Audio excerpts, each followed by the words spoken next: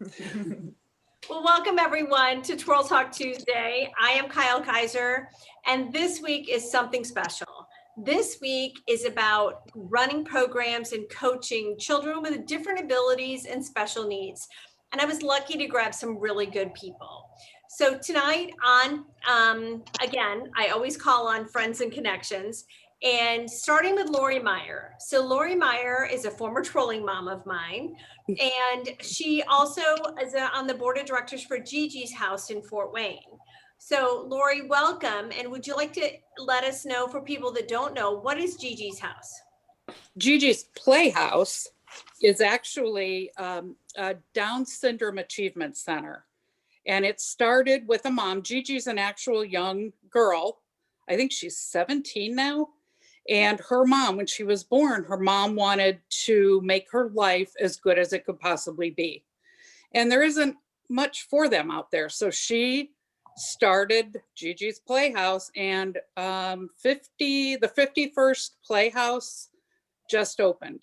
And there are 100 inquiries for more. It's going to be international soon. We actually have one in Mexico, but Europe is inquiring. It's not just an American, disability. So she started this not that long ago. We've been open 5 years, and we were the 29th. So in just 5 years, it's another 20 some. So it's just growing and growing. It's a wonderful place, wonderful program. Well, we would love to. We're going to explore a little bit more of what it is, but connected to that then is her daughter, Mallory. And Mallory was one of my students, and with her twirling experience and her desire to start coaching, it was only a natural fit that Mallory would begin coaching at Gigi's house and started a twirling program. So COVID aside, so you were able to do a couple years of it so far, right, Mallory? Right. And we're going to go into the challenges and things like that. Were you prepared at all for what this would be, or what's the learning curve? No, I was pretty oblivious to individuals with special needs growing up. I mean, in school, the teachers and facilitators place them in different classes and different activities, different enrichment programs. So going into this, I was pretty oblivious, but it was something that I found dear to my heart. A very close friend of mine and my husband's, their first child had Down syndrome. And so when Gigi started up, I knew this was definitely something I wanted to get into and learn more about. Well, it's been fun to watch you grow with it. And it's been fun to hear you reach out and figure out what to do and how to do it the best way. So, I mean, that's what we're about tonight. Everyone can learn from this. Next up is Deland Lewis. And so I've known Deland as a mom to competitive twirlers, but through the social media world, I've gotten a hint of her skills and her abilities and what she did. So then we get to find out real life. And in real life, she is an MACCC speech language pathologist and works in that field. So your expertise in that, Deland, I want to really step into some of the kids that you work with and some of the challenges you have and bring it into programs and what we can do. Do you see the opportunities in that for the Twirling and Colorguard world? Absolutely. But this is my 29th year as a pediatric speech pathologist. And currently I work with middle school students. Teenagers are the ones I love. And it's just so important, especially for teenagers and high schoolers and young adults, to be involved with something. But it's really, really difficult. The communication piece can be difficult. So I think it's really important that people understand all the facets of communication, because it's not just, are they verbal, nonverbal, do they speak in sentences or one word? Like there's a whole realm of social skills and, vocabulary and just all kinds of things that come with communication. And how, I think that's good. That topic's going to be amazing for performance skills and music and interpretation and things like that. So it naturally leads to your daughter, Sarah, and how ironic or fateful that you would have a daughter with a hearing challenge. So Sarah, talk to us about your hearing challenge, because I think, quite frankly, Sarah is an elite level competitor. And I'm going to think that several people are not even aware of your hearing challenge. Would you like to tell us about that a little bit? So when I was younger, we found out I had a tumor. Was it in my ear? It was in your Yeah, and so they found it when I was 3, and they were like, "Oh, well, we have to take it out." So they went in, they took it out, and then it came back. So I lost like 80% of my hearing in my one ear. So I only have 20 in my right ear. So I've had a hearing aid most of my life, and I've had to deal with that for school and baton for forever, and it's just become a normal thing now. Okay, and we want to talk to you about, as a performer, the special things that you have done to accommodate and adjust, and what your coaches have done, from what has worked and what hasn't worked and what people need to know. So finally, I want to bring on, which I think is kind of the star of things here, in that Annette O'Dello of the Blue Devils. And Blue Devils has had a special needs guard. And if you've seen it anywhere on the internet, you've seen the joy and the glory of these performers performing in a sold out arena and what they've been able to do. So congratulations on that, and thank you. Thank you for coming on tonight. Thank you. 10 years with the Blue Devils Special Needs Guard. So let's start off with, how did it get started? Well, I had seen the group from Florida perform at WGI a number of years. Every year I came home and I was excited I wanted to start a program here. So I got on the phone and called like Special Olympics and all the people I could think of and said, you know, I'm Annette from the Blue Devils. I want to start this program. Well, they could care less that I was from the Blue Devils. And they just told me, well, we're not adding anything. And I thought, oh God. And then I thought about it, and my cousin who lives here in Concord, she had built a park here in Concord that accommodates kids with all abilities. I think it was the first or second in the state of California. It was a completely donated volunteer situation. It's called Mateo's Dream. So she made contact with all these people. I called her and said, I need your help. So she called all these groups and said, my cousin wants to talk to you about that. So then I called back and said, Liz is my cousin. Then they wanted to talk with me. It's all about connections. It's always about connections. Yeah. And we had our first rehearsal. I had 2 members come that night. And they had a great time. And they brought their whole soccer team the next night. And so the next week. So that was sort of my nucleus as to where we started. And basically, the kids come like they do to Blue Devils by word of mouth mostly. Mostly they know someone that's been there, that's felt successful, and that's how we've built the program. Last year, just when we shut down in March, we had, I think, 44 members in our Colorguard. Oh my gosh. Which is our largest state. We'll get into what that entails and what it involves, because it's not just a matter of saying, I want to do this. You know that it's like so much more. So that goes to you, Laurie. So you're involved with Gigi's Playhouse. How were you inspired to think, well, maybe twirling's going to fit? Well, we tried to have as many opportunities for them to do things physically, because they have low muscle tone and they're not real athletic. So we start programs like yoga. We do a lot of dancing. I mean, anything we can to get them moving. And I run our gala, which is our largest fundraiser.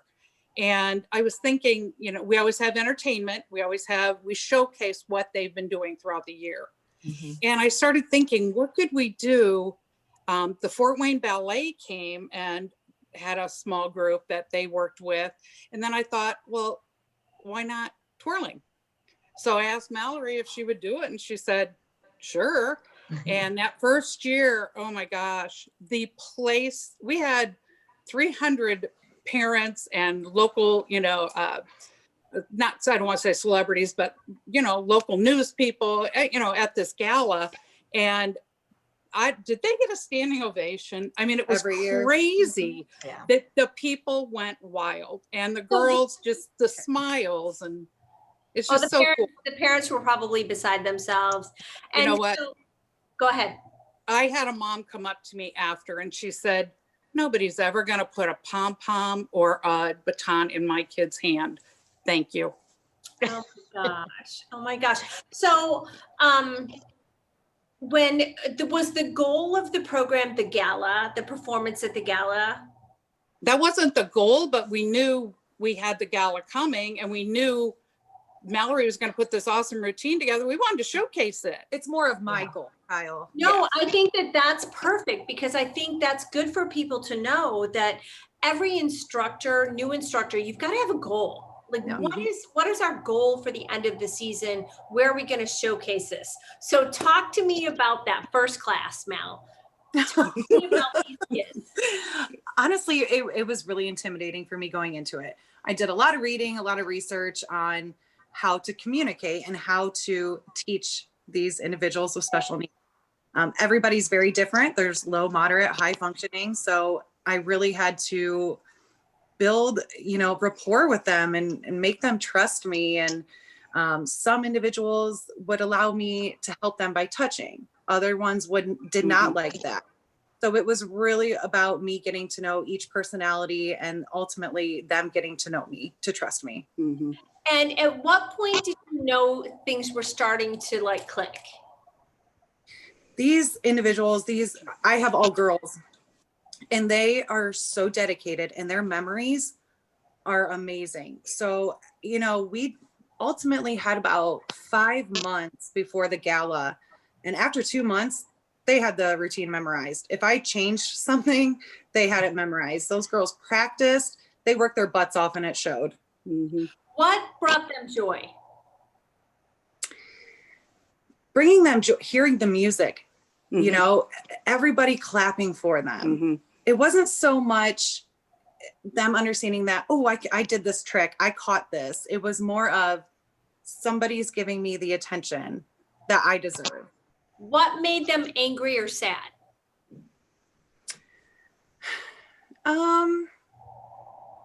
If they didn't remember something, if they did drop it, if they'd get frustrated because they couldn't get it and they saw somebody else doing it and they couldn't. Mm-hmm.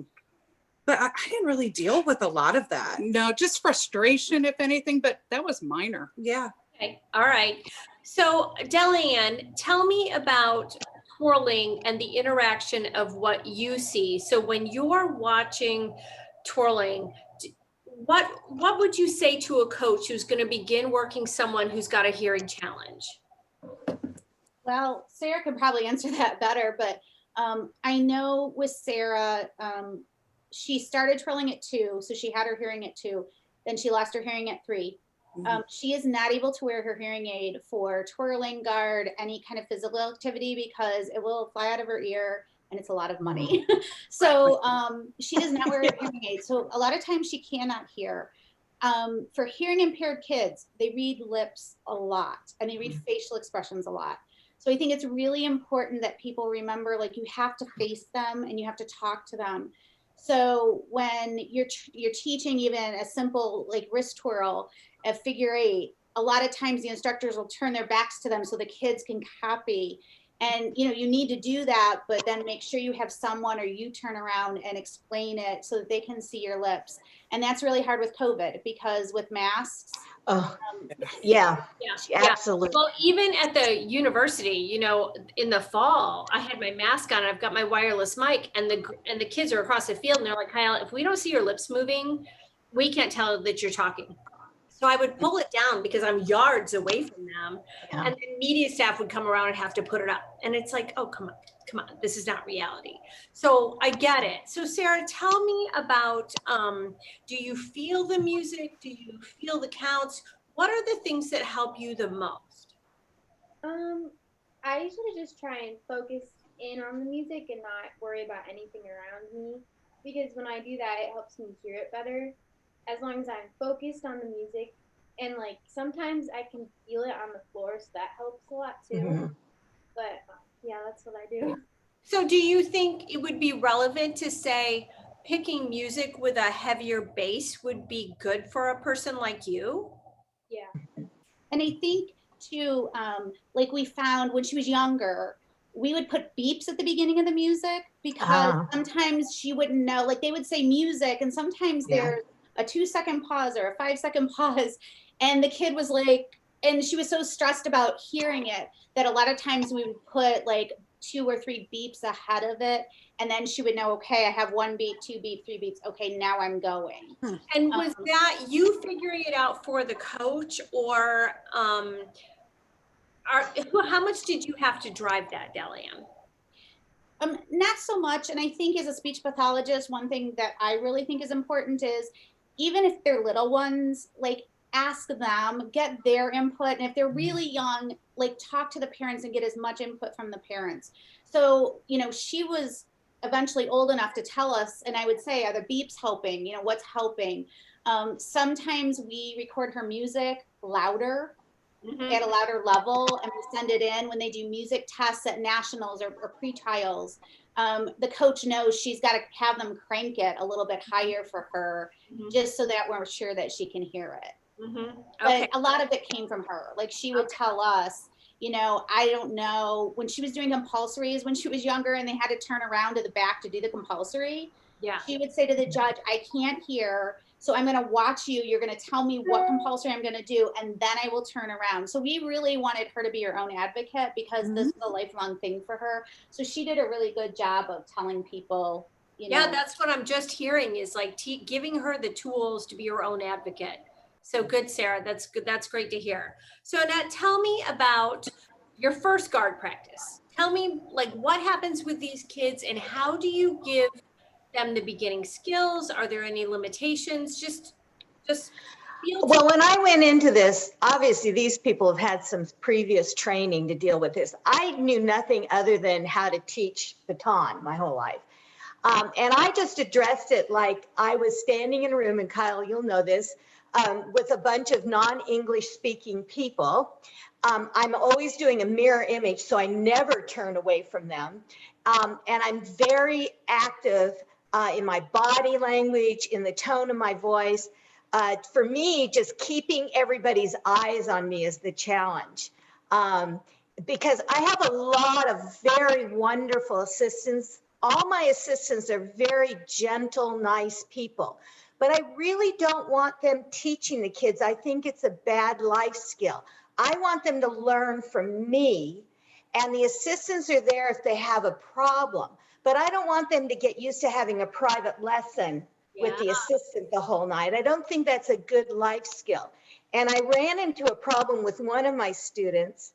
His mother was a retired school principal, and she wanted to be on the floor teaching him. After many conversations, I told her, videotape, watch it, work with him at home. But here, he needs to learn that he can learn from other people than his mother. Yeah. And that's the life lesson that he needs to learn, that there's other people that can teach him things. So we kind of hit a hard place, but he's still here, and she doesn't stand up anymore. She's in her chair, it just kills her. But I want them to learn from me, and not that it's about me, but I think it's the life lesson that they need to get out of this. Because when I went into this, I thought, it's special needs. I mean, we don't have any rules, right? Oh my God. Well, that changed very quickly. And I mean, I have very simple rules. And again, like you guys are saying, I have a broad range. I have some high functioning kids. I have some very low functioning kids. So the rules kind of bend with them.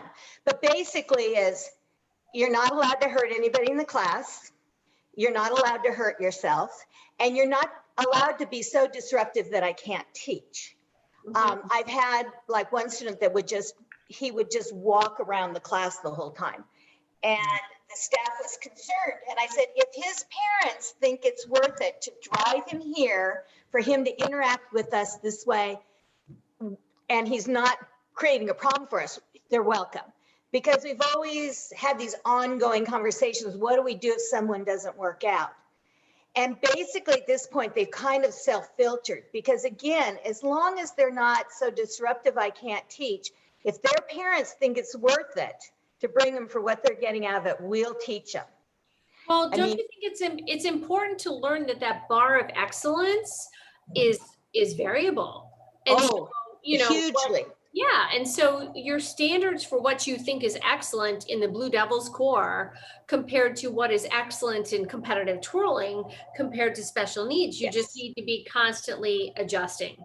So I have Alice as one of my students, and basically her participation is holding her flag, hugging it here, and picking at the tape that's holding the flag on.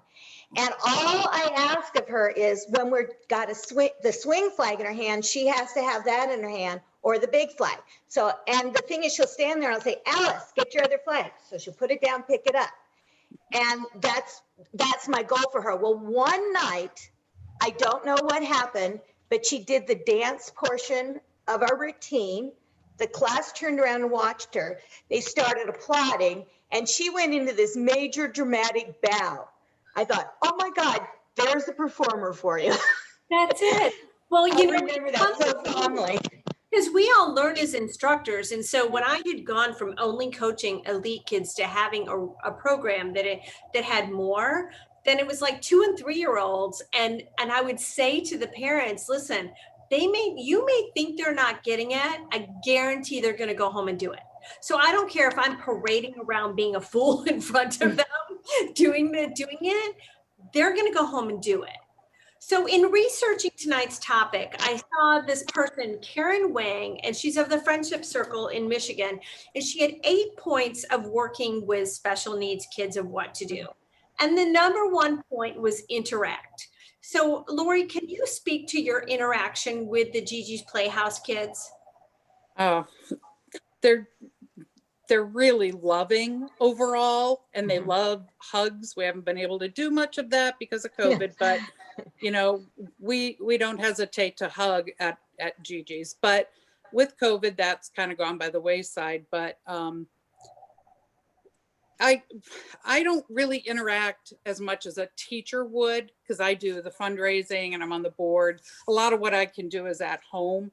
But when I'm in there, we have a health food cafe and they work there. And I love watching them prepare my food. And I ask them all the time, so what are you going to put in this now? You know, I order like say the apple pie smoothie. And I force them to tell me what's going to go in it. You know, so I'm always trying to interact and get them to talk. They're a little shy at times. Okay. Because they're afraid people aren't going to understand them. You know, they've got an enlarged tongue and that's why they don't speak very clearly. Okay. But we have in fact, I don't know if, I can't think of your name, but have you ever heard of the Amina Grace speech program? Yeah. We've just started that. We just started it and the parents are already thrilled at the progress their kids are making. So we're really trying to take what they're learning in their tutoring and getting them to talk more. Well, it just feels like resources and help are all. Yeah. So the second point, Mal, that she makes is observe them. So what have you found observing those kids that you've worked with? I mean, kind of like Laurie said, just interacting with them, talking before we even start. I ask about their day. What was your favorite part of your day at school today? Or what did you do that made you happy? And then, you know, getting into the twirling, that's where they trust you. That's where they've gotten to know you. And so just by observing them helps me get to know them and understand each individual's capabilities. And do you observe or see if somebody's had a hard day and you're trying to and just jump them in class? And yeah, I know if I need to kind of back off of a certain individual if they're having a rough time. Typically their moms or somebody's there with them. If they are having a moment or a meltdown, then they'll just kind of take them away from the situation and then bring them back in when they're fine. Or a lot of times I'll ask them if they need a break, go ahead and get some water and come back when you're ready. okay, well, the third point she brings up, Deland, is use common sense. And part of your discussion about just Sarah being her own advocate, how have you as a speech pathologist, does that come into play with you for just use common sense? But what is common sense when it comes to speech and hearing? Yeah, that's difficult because like everybody's saying, you have to be flexible because students are That's Sarah's next point. That's the next one I was going to bring. Oh, Yeah, So, I mean, like, because you have different abilities and the kids all have abilities. It's almost like you have to tune into what is their ability and Yeah. what are they really good at. So, I think that when you're observing them or you're trying to learn more about them or get to know them, if you have a student that maybe doesn't like to smile and doesn't really want to perform, maybe in your mind you want to teach them a presentation first, but maybe they need to do a solo first because then they don't have to smile so much and do dancey stuff. But if you have a student who really enjoys music and the dancing, maybe you're going to give them a dance twirl first, or something like that. So it's almost like you want to try and find their strengths. Yep. And what they can do and what they like to do. Mhm. And I think it's really important, like Annette said, and like Mallory said, some kids are okay just to stand there and be part of the group. And I think having expectations of, I'm going to go in this class, I'm going to teach them this. I think having just being so open-minded and so thinking outside the box and just kind of following their lead is a huge thing. Okay, so we kind of covered being flexible, Sarah. Tell me about consistency. For you and a challenge as a performer, what are the things that you need to be consistent for you to be successful? No. So you probably need clear instruction. You need someone facing you. You need deeper music. Is that all fit? Yeah, and sometimes if I get an instruction from my coach and I don't quite understand it, I ask her, can you rephrase that in a way that I can understand for me? That's usually what I do. And again, music that's got a deep beat to it helps me a lot of the time. Uh-huh. I think it was funny too, because we're USTA, we've always been USTA. And then we decided, I think 4 or 5 years ago, we were going to go to a TU competition, and it was not a set system. And for her, a set system is so much better for her because if they're calling her name and she's doing a routine here, she doesn't even she's so focused on what she has to do here. So I think even just having a set system or having somebody, say to her, they're on set 20, because if they don't have it visually and they're just saying it's set 20, she may not hear that it's set 20, especially in a gym full of a lot of background noise. So it's nice to have that consistency of knowing there's a set system and knowing what set you are and what set they're on. Well, oh my gosh, I can't imagine, because just the chaotic feel of when you can't hear something and you're trying to focus. And so you have empathy for someone who lives with that, instead of you being able to just I just need a moment of clarity. I just need to hear what's going on. And when that seems to me that would breed mental chaos instead of being able to focus. Is it confusing? Yeah. Okay, so the next thing, Annette, in this list that this Karen Wing says, she says use auditory, visual, and tactile clues. So do you use all of that in your guard instruction? Do you talk to them? Do you show them? Do you touch them? How do you do that?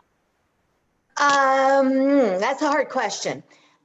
I usually always am standing up in front and physically doing the activity. My assistants walk around, and I've had assistants that don't have any knowledge of how to do twirling or dance or color guard. They come and help me, and I tell them I don't need the technical help. I need you to walk around and say, you're doing a really great job. We're so glad you're here. Go to the next person. I said, just interacting with them for that moment makes the difference. I don't need you to teach them a drop spin. But I do have very gentle, kind staff. And I've kind of had to, as time has gone, kind of reprimanded them, because I think they've let the kids get away with things they shouldn't be doing. One member wouldn't take any instructions from any of them because she knew I was in charge. She would only listen to me.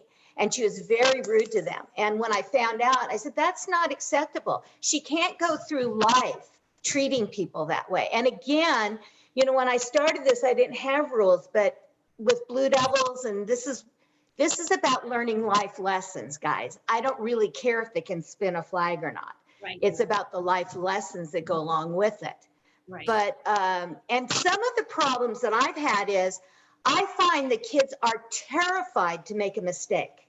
One of the things we do is drop our flag.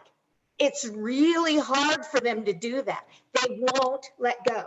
I mean, they just won't.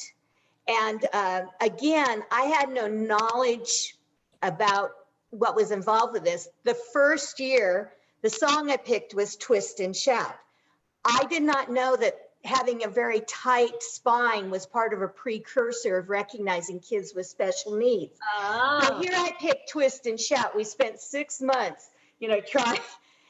And the other thing I've altered massively is I was doing like a mini dance warm-up. I've just danced my whole life.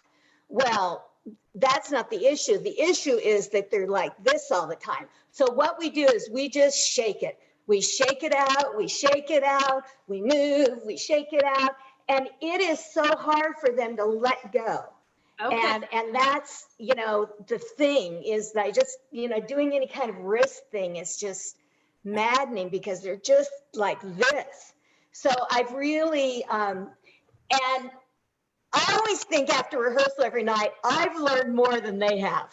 I come home and I have a different approach because to me, it's really challenging. I want to reach every one of those kids, and it takes a different technique, and it keeps me motivated. I love the challenge of how I'm going to, interact with this kid. So that's what makes it fun. In that is like, I've watched your history of being like a world champion coach and twirling team. And then you're part of the legacy of a world champion drum corps. And then the joy and passion I hear and see is like, so surpasses a world championship. It's, well, my group, we do 3 performances a year. We perform at our Colorguard Circuit Championship, and man, do I owe them. We walk into a packed, we're the last performance of the evening.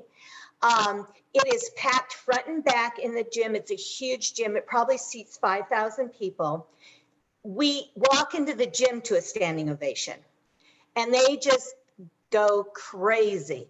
And I do talk about a lot because I have kids that have, they're intimidated by the loud noise, all the activity. So we talk about it endlessly. It's going to be really loud when we walk in there, And my cousin, who still helps me with this group, the first couple of years, we always had a plan B if somebody got to the door and wouldn't go in to perform.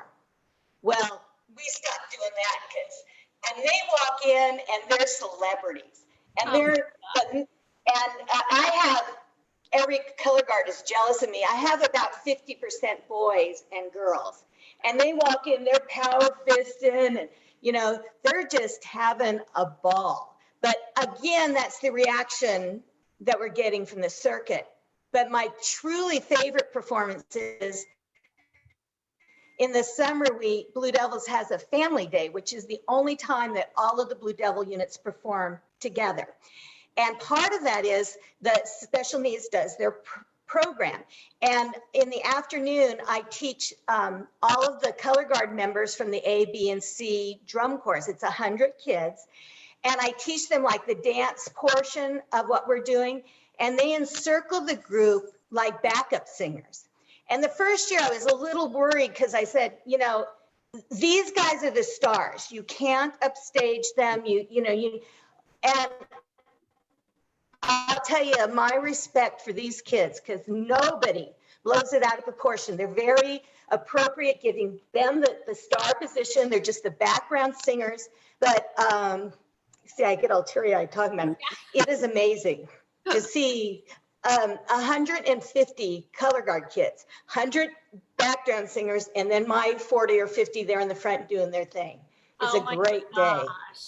Yeah, so Sarah, you can keep that in mind. So you can use Avon's guard to back up what you do with a special needs guard. So and the thing is, those kids love doing it. I mean, it connects them in Blue Devils, and it connects them to the activity. And I didn't want it to be a downer for them. They love it as much as my special needs kids. And I was worried. I didn't want the special needs parents to think that something was being taken away. And it's all been so positive. Well, I think it's like being aware of the unexpected. So the Colorguard eons ago, we used to take one of my high school guards, it was huge, to a camp on Lake Michigan. And when we were there, there was also a special needs camp at the same time. So we always had a day that we would invite the special needs kids out, and I had the high school guard kids teach them. Well, we're out on this field practicing, and we had this kid, we nicknamed him Bad Bob, and he would come out and watch us. And so he was sitting there, and every time I would turn around and I'm facing the guard, you could just see these girls are just like blushing and cracking up. I would turn around, everything's fine. I'd go back again, I'm teaching, they're like, oh my God, they're dying. Well, every time I turned around, he was doing something inappropriate. And so we just had to go like, Bob, we can't do this, you know? So it was like, it was good for the girls to see that that's reality. And that's like, what are you going to do? And we're going to carry on in practice. And so, you know, just the unexpected. So that's kind of like point 7 about have a plan and a backup plan. And Annette talked about the backup plan. Mallory, have you had a backup plan for like the gala performance? Or did you have to change music? Did you start with one change to another one, or no? This last year? Yeah. Maybe No, not. I had the same music. I actually still want to use that routine if we ever can do another gala. But no, I mean, if we can't, and you know, if this is, you know, inevitable for a year or two, then there is something I would like to do something with the routine that we're ready to perform, essentially. No, and it's just a feel-good society. Just I just can't think where it would be negative for anyone to be able to be in these situations. So the last thing is be positive.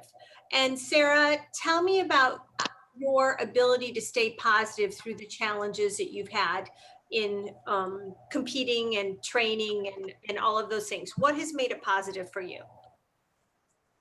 Well, always having my friends and family and my coaches there supporting me has always been positive. And when I get frustrated, I try and I'm like, I've been doing this for so long. I know how to do this. I can do it. I just need to calm down and focus on what is going on and not be distracted by anything. So, I mean, it helps when I have people there that are like, you can do it. Just calm down. You'll be fine. Just focus on what's going on. So that definitely helps me stay positive.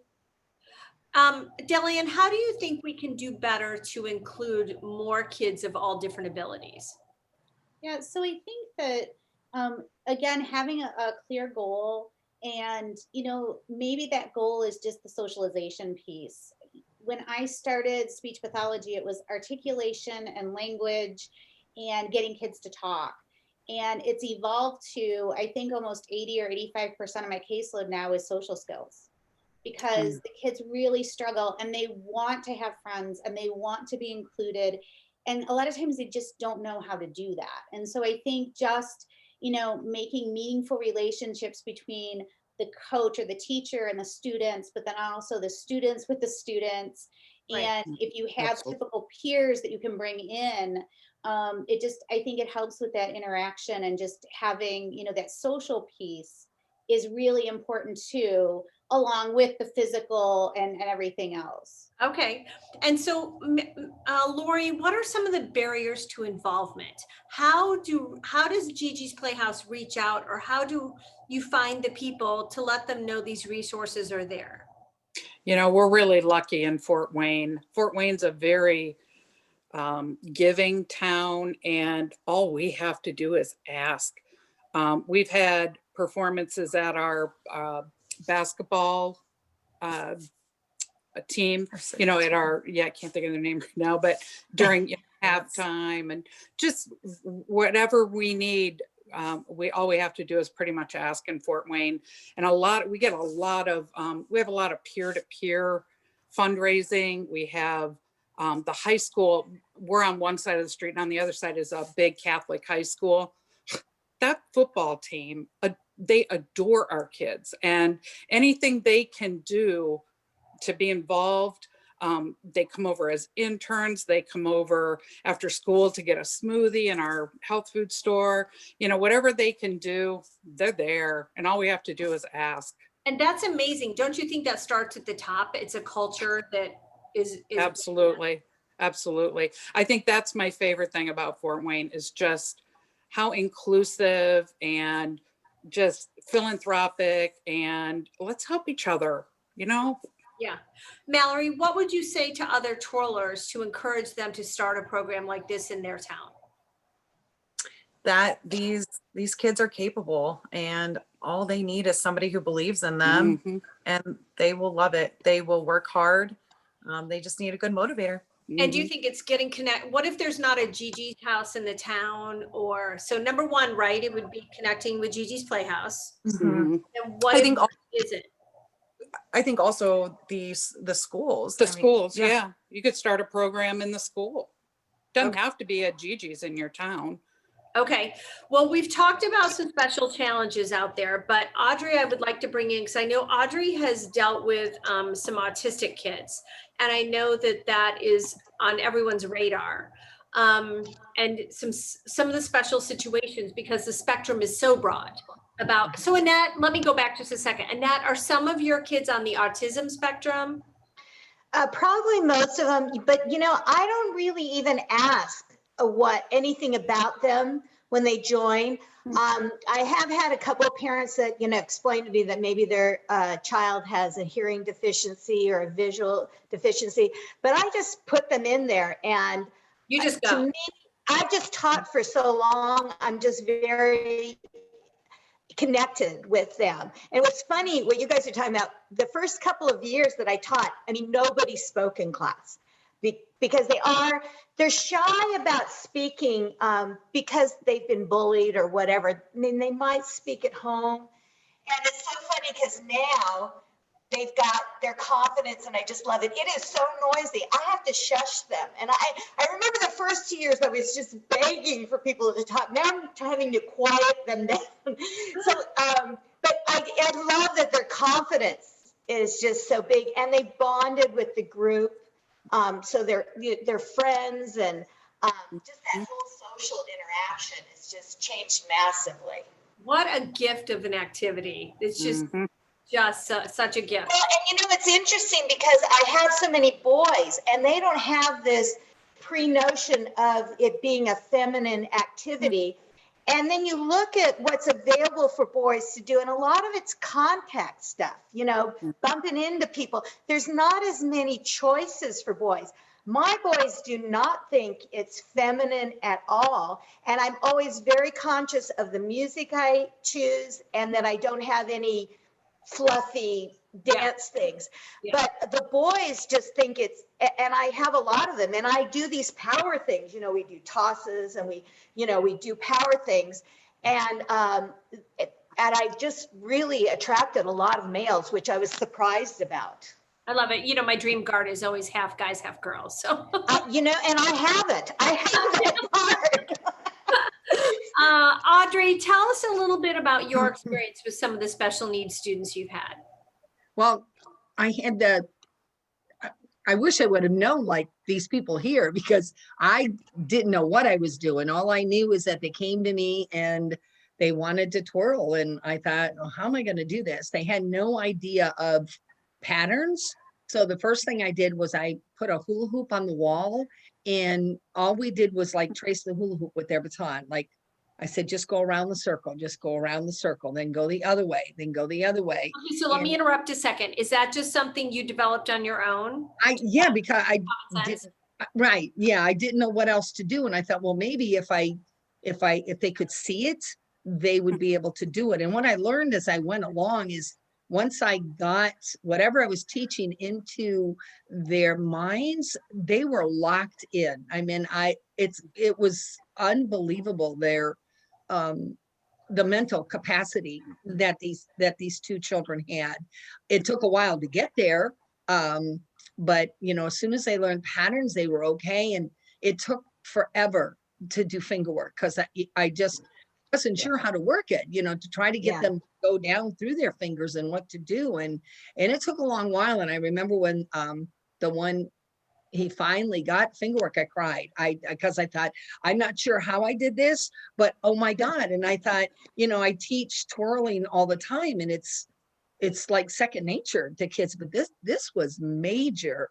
But do you think it made you a better coach for mainstream kids? oh, I think so. Yeah. I got to appreciate, what they did, and just, appreciate the little things. It wasn't, these were not kids that were they were not looking to, win a national championship or anything. They just wanted to twirl and be a part of, Right. of anything. And I actually put the two in my show corps.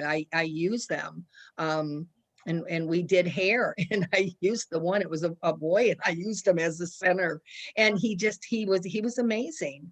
But, and I can remember, like, back neck rolls, which was extremely hard. But once this child learned back neck rolls, he probably could do them for 6 minutes, because it was just locked into their head. It was amazing. But then the simplest little things didn't work. And I kind of learned that, and putting their routines together, that, don't sweat over the little things, just let them do what they do best. And you know what, the one could toss and do whatever and catch under her leg and catch. So I let her catch under her leg all the time, because it's just something she could do well. And, she kind of, so it was quite interesting. And I would think the challenges between the like digital transfer and muscular challenges are equal to the emotional and mental challenges. Or is there one that comes out stronger to you than the other? What about you, Mallory?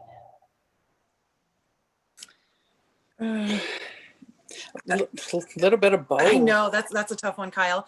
I would say the mental challenges, probably, just because they already I think it kind of depends on the kid, and I think that's why you're struggling with the answers, because they all come different. They're all different. You're exactly right. And so the challenge is being able to blend all of those challenges and create a final product. Yeah.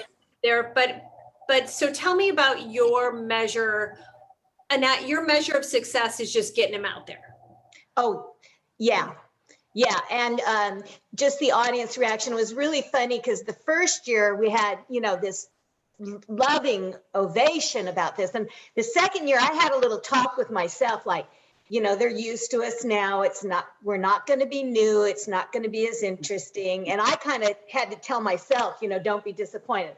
Well, every year they just go crazy. So, I mean, it's just surprised the heck out of me. But I do have, I only have one student in a wheelchair. I wish we could attract more. But her mother just touches my heart. She bawls every rehearsal, and she just is so thrilled that her daughter is a part of a team. Yep. She said, I never thought that my child would be a part of a team.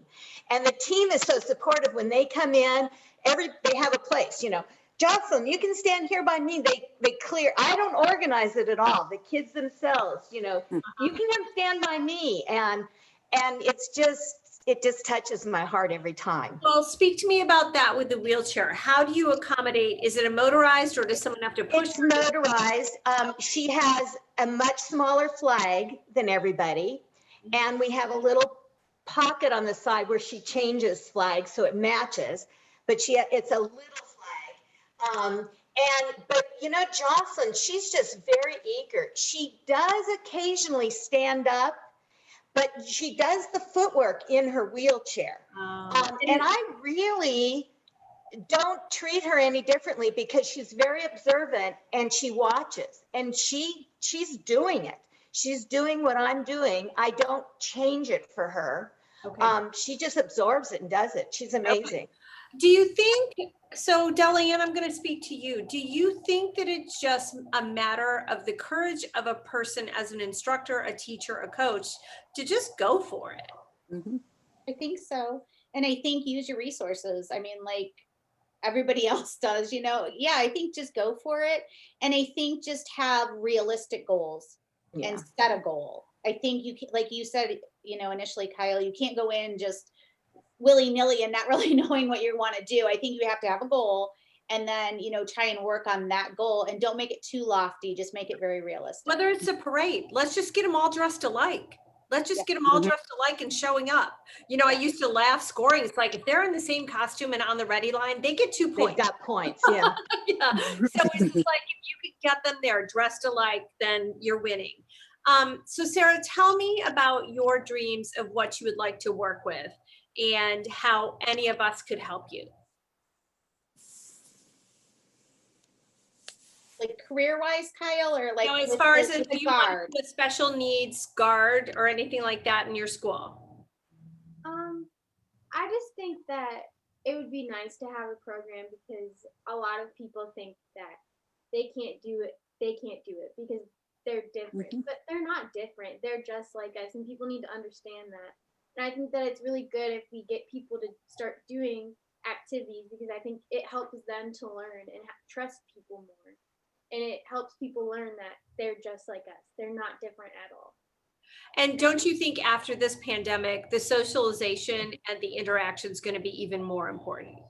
Oh, absolutely. Yeah. So Laura, or Mallory, what would be your goals for the Gigi's Playhouse? So let's say in the next 12 months. Well, geez, after this, back neck rolls and finger twirls.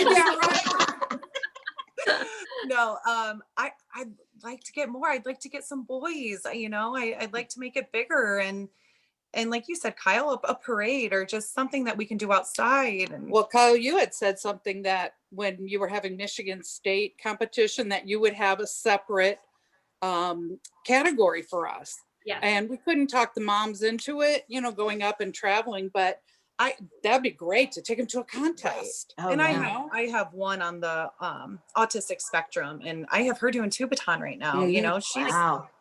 doing wonderful. Brain development, just from an experience standpoint, because I am no expert in it. I'm just a brain injury survivor myself. But when I've had kids with bad concussions that have been concussions so bad they've been a brain injury, that one baton is okay and it's good therapy.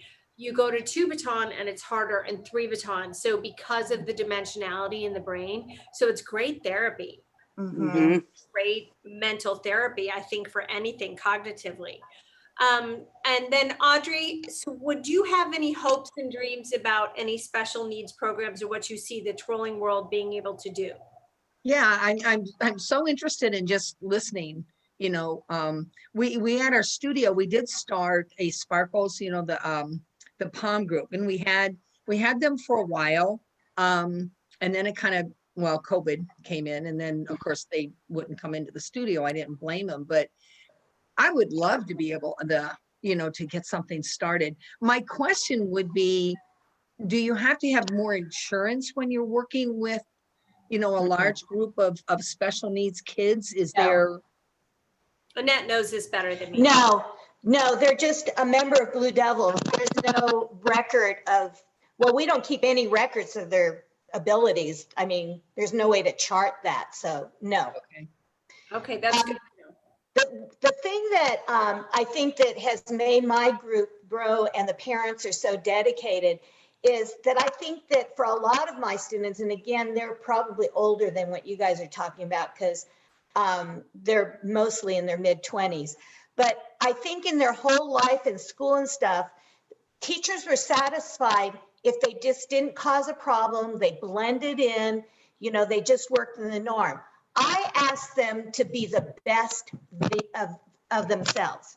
Now, that's a lot of different bests in the room, but I expect everybody to work to be their best. And most of these kids, probably 100% of them, have never been asked to be their best. It's just good enough to blend in. And I think that's, the parents that have gotten involved, I think that's just an awakening for them, that nobody's ever asked their child to work at that level. And I have one young man, he's just an outstanding singer. Alice, the one that picks at the flag, she has won awards. She is a piano player and then some. She's won awards in non-special needs activities. You put her in front of a piano and she goes crazy. They have these high skills in other levels. But I think the attraction is that I expect them to be striving to be their best. And I don't waver from that. No, And it's like with good. Alice, to be her best is to have the correct flag in her hand. You know, Okay. if she gets through rehearsal and has the correct flag in her hand, you know, she's done her job. But Yeah, that's a new experience from almost all of these kids. Okay. Now with the Down syndrome kids, they can pretty much do just about anything any other kid can do. They're just going to do it slower and they're going to do it a little differently. But I'll tell you, they can pretty much do anything. Okay. They really can. And I just don't think a lot of people see that yet. It's coming. It's getting better, but Yeah. we got a long way to go. Fear drives a lot, you know, when people just aren't aware or aren't exposed or aren't knowledgeable. Fear drives a lot, in my opinion. So I'm going to go to the nuts and bolts and a little bit of the emotional side, because none of us are getting rich doing any of this. So Laurie, what is the reward for you being involved? It does my heart good. You know, I've been lucky. I don't have to work. I can stay home, but I can't just sit home and eat bonbons and watch soaps. I can't do it. I have to be making a difference.